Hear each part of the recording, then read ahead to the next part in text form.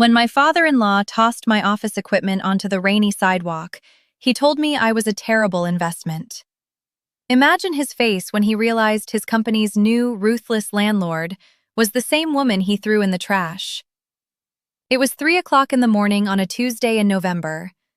The rain wasn't just falling, it was stinging, blowing sideways in freezing, relentless sheets that soaked through my thin trench coat in seconds. I stood on the cracked concrete sidewalk of an industrial park, my wet hair plastered to my face, staring at the physical manifestation of my entire life's work being destroyed. My custom-built servers, the high-end monitors I had taken out a second mortgage to afford, and the meticulous legal paperwork for my software startup were sitting in a pile of puddles.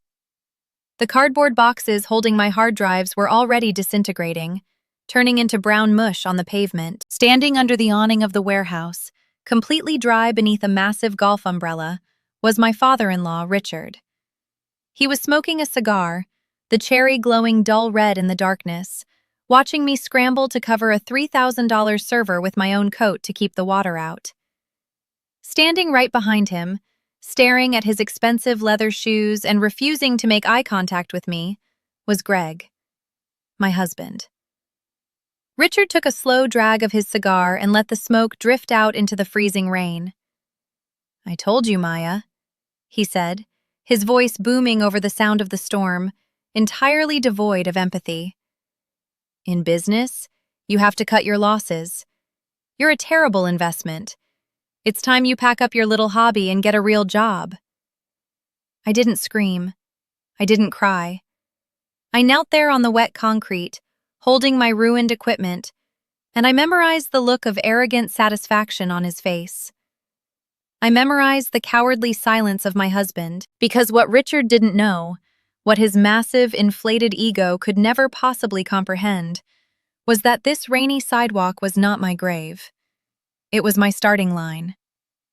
But to understand how I went from shivering in the rain to holding the legal deed to the very ground that arrogant man walked on, we need to rewind. Before I take you back to the beginning of this nightmare, please take a quick second to hit the like button and subscribe to the channel, but only if you believe that the best revenge is served on a legally binding contract.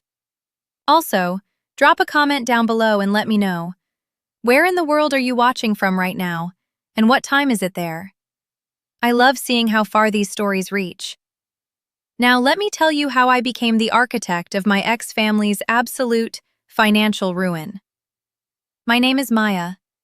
I have been a software engineer since I was 19 years old. I didn't grow up with trust funds or country club memberships. My parents were blue-collar workers who taught me that if you want a seat at the table, you have to build the chair yourself. By the time I was 26, I was working 80-hour weeks developing a proprietary data management SaaS, software as a service, platform. It was a complex, highly secure database system designed for mid-sized logistics companies. It was my passion, my obsession, and my ticket out of the middle class. And then, I met Greg. Greg was a junior marketing executive at a decent firm. He was handsome, incredibly charming, and he seemed to be in awe of my ambition. When I pulled all-nighters coding, he would bring me coffee. When I stressed about venture capital funding, he would massage my shoulders and tell me I was a genius. I thought I had found a partner. I thought I had found a teammate. I didn't realize until after the wedding ring was on my finger that Greg's entire personality was a fragile, hollow shell constructed to hide a spineless mama's boy. Greg came from old money. His father, Richard, owned a sprawling commercial logistics and supply chain corporation. His mother, Eleanor, was a socialite whose primary occupation seemed to be judging people who bought their clothes off the rack. Stepping into their family dynamic was like stepping into a psychological freezer. Every Sunday, attendance at their massive 8,000-square-foot estate for dinner was mandatory. The dining room always smelled of roasted duck, expensive Cabernet, and suffocating tension. Eleanor was a master of the velvet dagger. She utilized microaggressions with the skill of an assassin. She would look at the dark circles under my eyes from coding all night, offer a sugary pageant queen smile, and say, "Oh, Maya, sweetie, you look so exhausted. It is just so brave how you refuse to wear makeup. I wish I had the confidence to let myself go like that. But don't you think it's time you focus on giving Greg some children instead of playing on your computer?" I would grip my silver fork under the table, my knuckles turning white, and look at Greg. I waited for my husband, the man who claimed to support my dreams, to look at his mother and say, "Do not speak to my wife that way. Her work is important." But Greg would just take a sip of his wine, force a nervous laugh, and say, "Mom, leave her alone, she's just stressed." He never defended me. He only ever managed the tension to protect his own comfort. He was terrified of his parents, entirely dependent on the allowance Richard secretly funneled into his bank account to fund his designer lifestyle. Let me pause right here and step out of the story for a second. Have you ever been in a relationship with an enabler? Have you ever watched the person who swore to protect you turn into an absolute coward the second their toxic family disrespected you? How did you handle the realization that your partner was nothing more than a mama's boy or a daddy's girl? Drop a comment below and share your experience. I read every single one, and I know someone out there needs to hear they aren't crazy for wanting to leave. Now, back to the story. Because the microaggressions at the dinner table were just the prelude. The real betrayal started when I ran out of capital. Developing enterprise-level software is incredibly expensive. You need massive amounts of secure server space, cooling systems, and physical hardware to run beta tests before you can pitch to major investors. By our second year of marriage, my startup capital was completely drained. I was tapped out. I needed a physical, climate-controlled space to house my servers for just 6 months while I ran the final simulations. Commercial server space in the city was astronomically expensive. I was desperate. Greg, in a rare moment of proactive behavior, told me he had talked to his father. "Dad says he has some extra space in his secondary logistics warehouse," Greg told me, beaming as if he had just handed me the keys to the city. "He said you can set up your servers there. Rent-free, Maya, just until you get your funding." I was hesitant. Accepting anything from Richard felt like signing a deal with the devil. But my startup was my baby, and it was on life support. I swallowed my pride and accepted. Richard didn't give me a proper office. He gave me a damp, dust-covered 200-square-foot chain-link cage in the far back corner of an active, noisy logistics warehouse. The concrete floor was stained with old motor oil. The air smelled of exhaust fumes and stale cardboard. "Don't say I never did anything for you, Maya," Richard had said, chomping on a cigar as he unlocked the padlock to the cage. He looked at my equipment with absolute disdain. "It's a generous favor. Make sure your little toys don't get in the way of my forklifts." It was degrading, but I made it work. I scrubbed the concrete. I bought heavy-duty plastic tarps to protect my servers from the dust. I ran industrial extension cords to power my cooling fans. For 3 months, I practically lived in that cage. I was inches away from completing the final beta test. I had investor meetings lined up. I was so close I could taste it. And then, Carter came home. Carter was Greg's younger brother.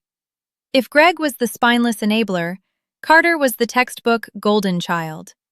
Carter was 24, arrogant, completely reckless, and smelled perpetually of expensive Tom Ford cologne and bad decisions. He had already dropped out of 2 different universities and crashed 3 luxury cars, all of which Richard had quietly swept under the rug. Carter had a new, brilliant business venture. He had taken out a massive, high-interest loan to dropship thousands of cheap, poorly made fitness trampolines from overseas. He was convinced he was going to be an e-commerce billionaire. The only problem? He ordered 4 shipping containers worth of inventory, and he had absolutely nowhere to put it. I was sitting in my server cage on a Friday afternoon, staring at lines of code, when the heavy metal doors of the warehouse rolled open. Richard marched in, wearing a tailored navy suit, followed closely by Carter, who was scrolling on his iPhone. Greg trailed behind them, looking incredibly nervous. Richard walked straight up to the chain-link fencing of my cage and rattled it aggressively with his fist. "Maya, shut down the machines," Richard barked, his voice echoing off the corrugated metal ceiling. "We need this space cleared out by tomorrow morning." I took off my headphones and stood up, my heart hammering against my ribs. "What? Richard, you said I had 6 months. I'm in the middle of a critical server test. If I shut these down improperly, I could corrupt 3 years of data." "Not my problem," Richard said, checking his Rolex. "Carter has a major shipment of fitness equipment arriving on Monday.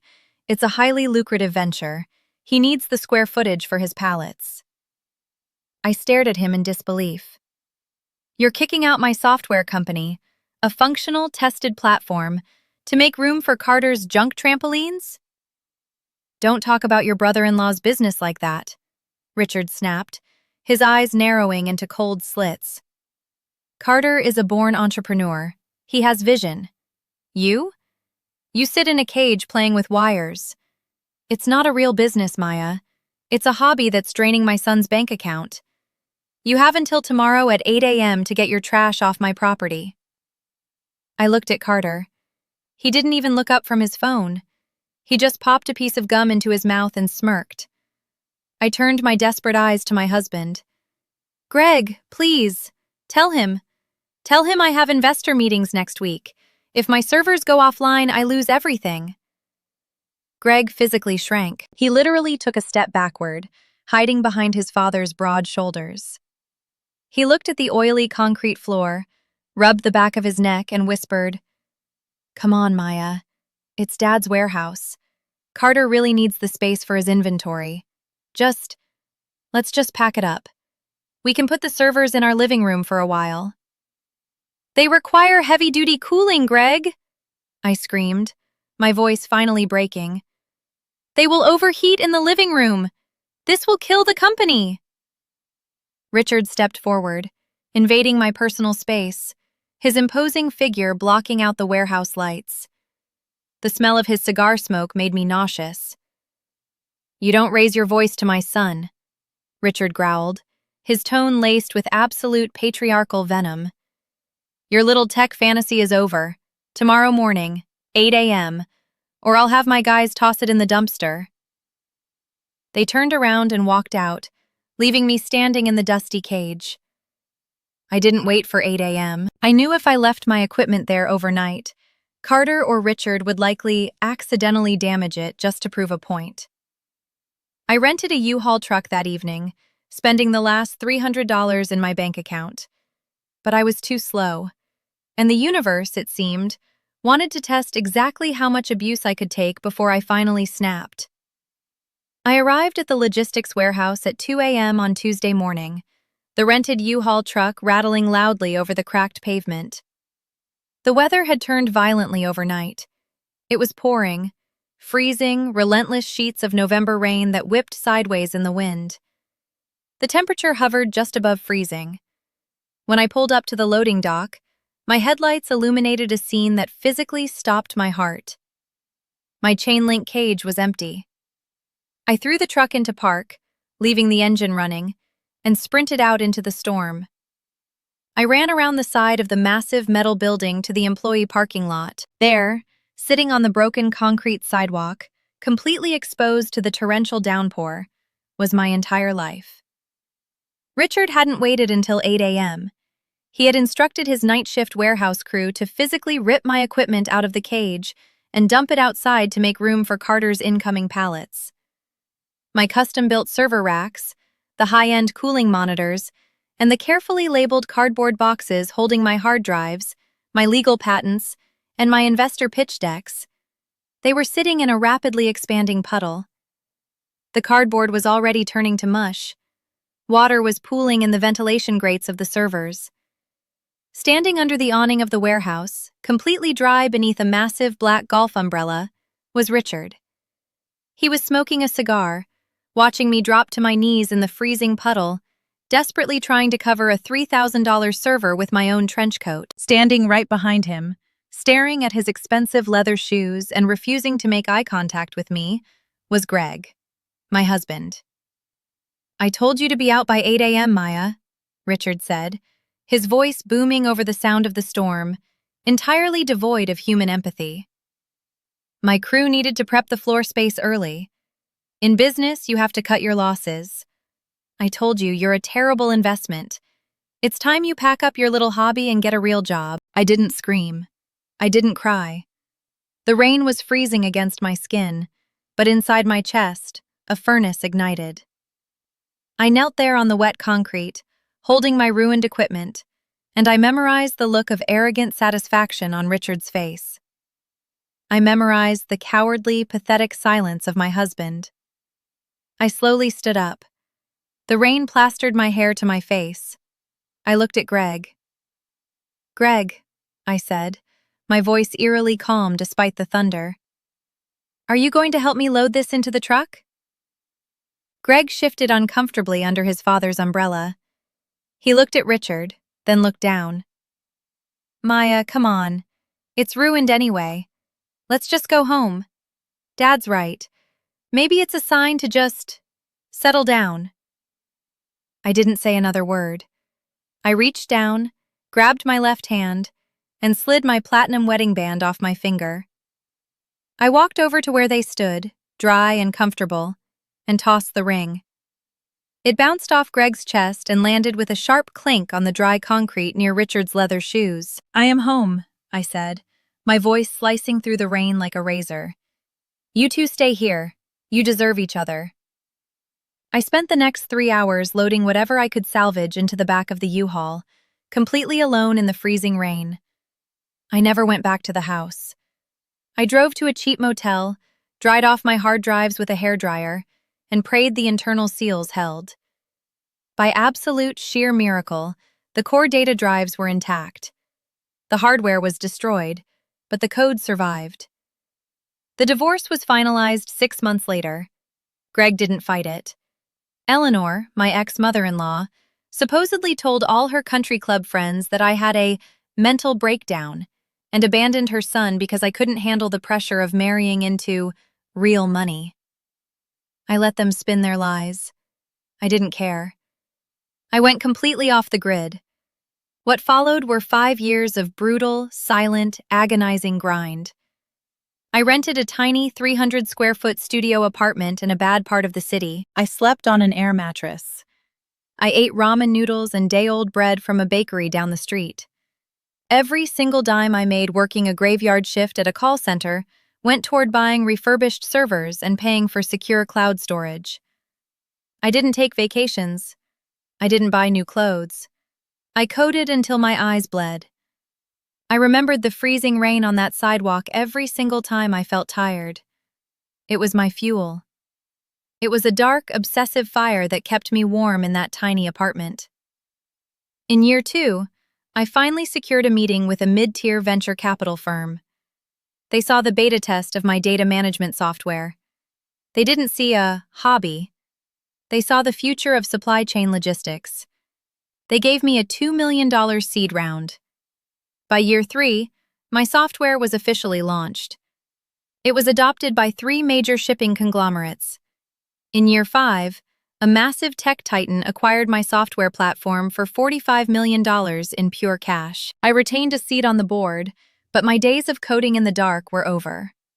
I wasn't buying ramen anymore. I was wearing tailored Saint Laurent suits. I was driving a Mercedes S-Class. But I didn't want to just be rich. I wanted power. So, I took a massive portion of that cash and founded a commercial real estate investment firm. I named it Apex Horizon Holdings. I deliberately buried my name under layers of corporate anonymity, using shell companies and aggressive NDAs to ensure no one knew who the CEO actually was. I started buying up prime commercial real estate in the city. Office buildings, luxury retail spaces, corporate parks. I became a phantom landlord for some of the biggest companies in the state. I never checked up on Greg, Richard, or Carter. They were dead to me.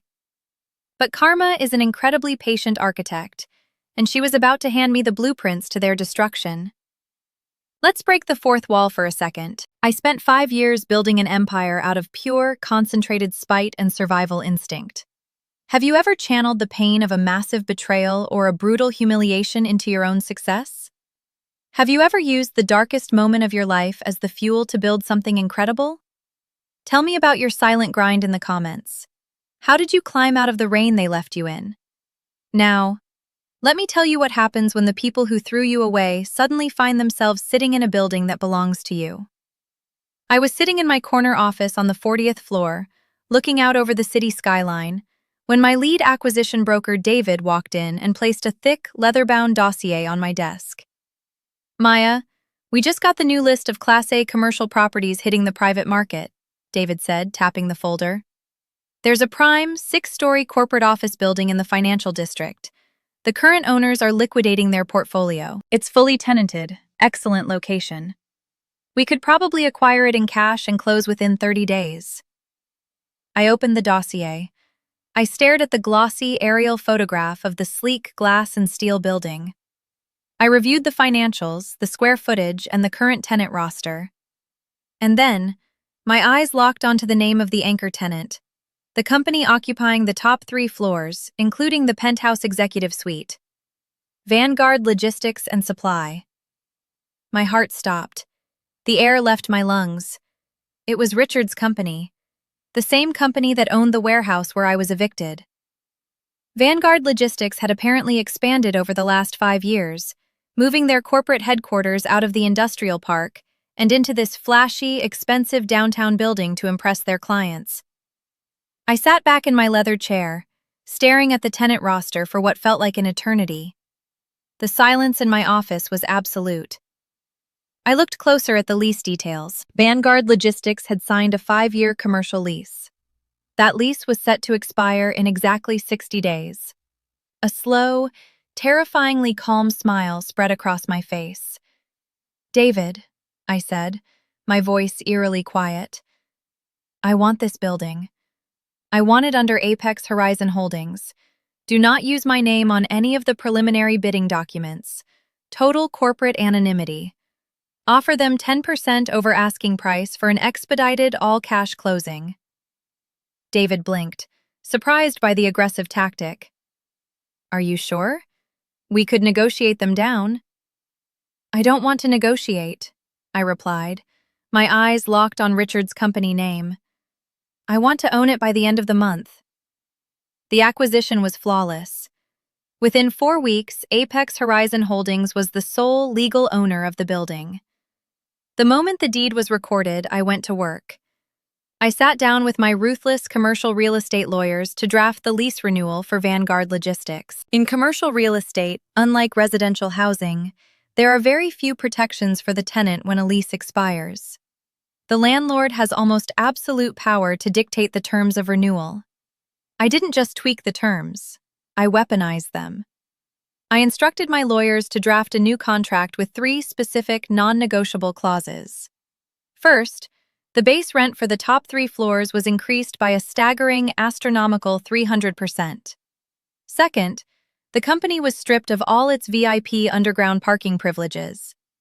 Richard and his executives would have to park in the public, metered lot 3 blocks away. Third, and most devastatingly, I required an immediate, non-refundable security deposit equal to 6 months of the newly inflated rent to secure the space, due within 48 hours of signing. We sent the new lease agreement via certified corporate email to the executive board of Vanguard Logistics, signed simply by the management of Apex Horizon Holdings. I sat back in my chair, poured myself a glass of sparkling water, and waited for the explosion. I didn't have to wait long. The explosion happened exactly 24 hours later. My assistant, Chloe, buzzed my intercom. "Maya, I have a very agitated gentleman on line 1.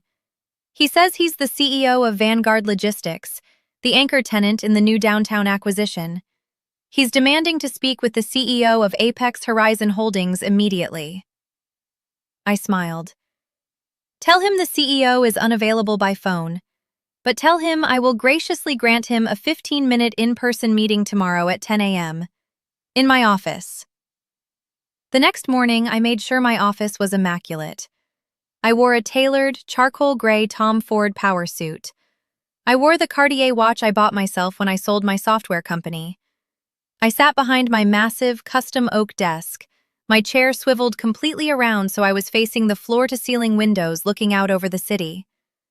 My back was to the door. At precisely 10 a.m., the heavy mahogany doors of my office swung open. "I don't care about your corporate restructuring." A booming, arrogant voice echoed through the room.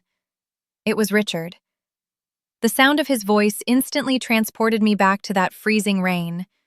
But this time, my pulse didn't flutter. It beat with cold, steady precision. I heard a second set of footsteps. Greg. The spineless husband had followed his father up the elevator, no doubt playing the role of the loyal, nodding sidekick.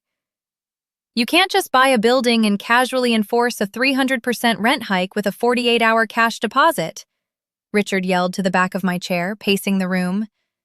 "Vanguard Logistics is a legacy tenant. We bring prestige to this building. This lease agreement is extortion. I want to look the CEO of this company in the eye and tell him he is making a terrible business decision." I let the silence hang in the air for a long, agonizing 5 seconds. Then, I slowly pushed my foot against the floor, swiveling my leather chair around to face them. I didn't say a word. I just sat there, my hands steepled on the polished wood of my desk, and looked Richard dead in the eye. "I want you to freeze the frame right there. I want you to picture the exact moment the arrogance physically drains out of a narcissistic billionaire." Richard stopped pacing. He froze perfectly still, his mouth hanging slightly open, his eyes wide, trying desperately to process the impossibility of the woman sitting behind the $20,000 desk. Greg literally staggered backward, bumping into a leather armchair. "Maya?" he gasped, his voice cracking into a pathetic, high-pitched squeak. What are you doing here?" "Good morning, Richard, Greg," I said, my voice as calm and smooth as glass. I didn't raise my tone. I didn't need to. I held all the cards. "You demanded to look the CEO in the eye. Please, take a seat." This is a joke," Richard stammered, pointing a shaking finger at me. "You don't own Apex Horizon Holdings. You're the girl from the warehouse." "I am the woman from the warehouse," I corrected him softly. "And yes, Richard, I do own Apex Horizon. I bought this building for $32 million in cash last week. I am your new landlord." The blood rushed out of Richard's face, leaving him pale and splotchy. Greg looked like he was about to vomit. "You can't do this," Richard said, his voice losing its boom, shrinking into something hollow and terrified. "A 300% rent increase? The immediate cash deposit? You know Vanguard doesn't have that kind of liquid capital on hand. We just invested heavily in a new fleet. If you force these terms, we'll have to vacate. We'll lose our corporate headquarters. It will ruin our reputation." I leaned forward, resting my forearms on the desk. "I told you, Richard. I have a major investor meeting next week. If my servers go offline, I lose everything." I repeated the exact words I had screamed at him in the rain 5 years ago. Richard flinched as if I had physically struck him. "Do you remember what you said to me?" I asked, my voice dropping to a dangerous whisper. "You said, 'Not my problem.' You said I was a terrible investment. You told me to pack up my little hobby and get a real job." "Maya, please," Greg suddenly pleaded, stepping forward, his eyes begging. The same eyes that looked at the concrete floor while his father threw me out. "We're family. We used to be married. You can't do this to us. To me." I turned my gaze to Greg, looking at him like he was a stain on my rug. "We were never a team, Greg. You just liked the idea of a wife who worked hard so you didn't have to stand up to your daddy. You let him throw me into the freezing rain." I turned my attention back to Richard, opening a sleek leather folder on my desk. I slid the new lease agreement across the mahogany surface. "This is commercial real estate, Richard, not a charity," I said, echoing his own toxic corporate philosophy right back at him. In business, you have to cut your losses. You occupy prime square footage, and your company is no longer a profitable fit for my building's portfolio. You have 24 hours to sign this lease and wire the deposit, or I will initiate commercial eviction proceedings. "We can't pay it!" Richard yelled, his composure completely shattering. "You're bankrupting us!" "Then I suggest you start packing," I said coldly, standing up, indicating the meeting was over. "Make sure you have everything out by 8 a.m. on Monday, or I'll have my guys toss it in the dumpster." I pressed the intercom button. "Chloe, please have security escort these gentlemen out of the building. Their meeting is concluded." As the security guards, my security guards, walked into the office, Richard and Greg stood there, completely broken. They turned and walked out of the glass doors. They didn't look like arrogant corporate titans anymore. They looked exactly like what they were. Two cowards who just realized they were evicted by the very woman they threw in the trash. Richard's pride and his over-leveraged bank accounts were his ultimate undoing. They couldn't afford the 300% rent increase, and they certainly couldn't afford the massive cash deposit. They refused to sign the lease. Exactly 30 days later, under the supervision of my legal team and the county sheriff, Vanguard Logistics was forced to vacate the top 3 floors of my building. I watched from the street level as moving trucks pulled up. I watched Richard and Greg carrying cheap brown cardboard boxes filled with their desk belongings out onto the sidewalk. It was a beautiful, sunny afternoon, but the poetic justice of seeing them packing boxes on the pavement was absolute perfection. The eviction destroyed Vanguard's reputation. Clients saw the hasty, humiliating exit and assumed the company was going under. Contracts were canceled. Within a year, Richard had to downsize the company by 60%, moving what was left of his operations back into the very same dirty industrial warehouse park where he had evicted me. As for Greg, he eventually lost his junior executive title and is now working middle management for one of his father's competitors. I renovated the top 3 floors of my building, transforming them into hyper-modern luxury tech spaces. I leased them to 3 massive, well-funded software startups for double the original rent. Looking back, shivering in that freezing November rain was the most painful, defining moment of my life. But it taught me a crucial psychological lesson about the people who try to break you. Toxic families and enablers operate on a system of conditional self-worth. They only value people they can control or feel superior to. Richard didn't throw my servers out just to make room for Carter's trampolines. He threw them out to ensure I knew my place. He needed me to feel like a failure so he could feel like a king. And Greg allowed it because his comfort was more important than my dignity. When you realize that someone's cruelty is just a reflection of their own pathetic need for control, they lose their power over you. Sometimes, the universe doesn't gently close a door, it violently throws you out into the rain. Walking away from an abusive dynamic is not weakness. Sometimes, being left on the pavement is the greatest gift you can receive, because it is the exact foundation you need to start building your own castle. If you are watching this, and you are currently in a relationship where your ambition is treated as a hobby, or your partner refuses to defend you against their toxic family, hear me now. You are not a terrible investment. You are the architect of your own life. Use the pain of their betrayal to fuel your fire. Grind in the dark. Build your skills. Let them underestimate you. Let them think they have won. And then, when the time is right, let your success buy the very ground they walk on. Thank you for listening to my story. If this resonated with you, if it gave you hope, or if you just love watching capitalist karma do its job, please hit the like button, subscribe to the channel, and share this video with someone who needs a reminder of their own power. Stay strong, protect your peace, and I will see you in the next story.